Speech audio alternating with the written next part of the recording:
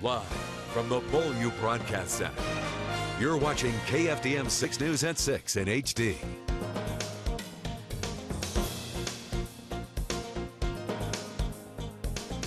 It's hard to wrap my brain around, but having lived through that and now have all these years to look back and see that there are good things that come out of tough situations.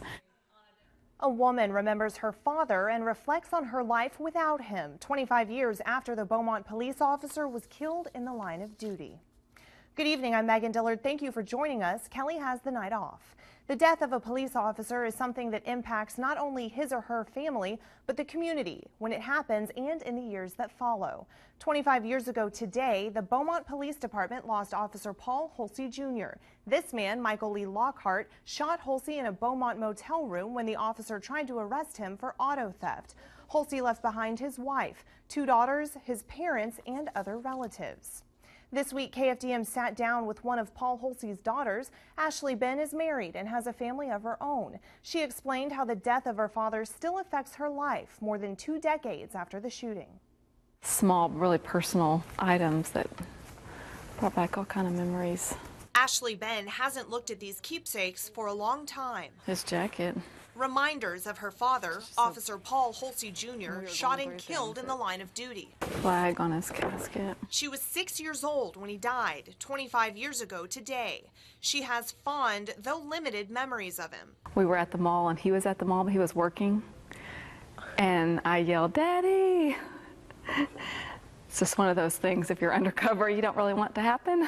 Hulsey was murdered March 22nd, 1988. This is Michael Lockhart. This is the man that killed him. Hulsey was investigating a car theft when this man opened fire.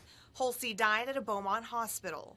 Ben says that day was hard, and so were parts of her childhood. Those first couple of years, I had a lot of fear that came along with that. I just, here Michael Lockhart was locked up, but I was little, and I thought, well, what if he told his friends that because he killed our dad and he got locked up because of us, he was going to come after us? That was the kind of things that just in my little imagination I would worry, and so I would lay in bed just wide awake. Now, 25 years later, this mother of 5 realizes there will never be closure. To me, when I think of closure, I think you have answers.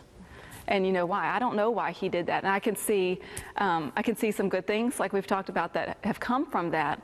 But the real whys, I'll probably never know. But as she reflects on a difficult past, she reaches for the positive and clings to the brief memories of a father she loved dearly. Always thank God for the good and bad, because you never know which is which. And this is definitely one of those situations where I've been able to see so much good that God has brought to us through such a bad situation. Officer Hulsey's death led to the creation of the 100 Club of Southeast Texas. Volunteers run the organization. It helps families of fallen officers and first responders with financial and emotional support. The group is hosting the Paul Hulsey Golf Tournament later this year.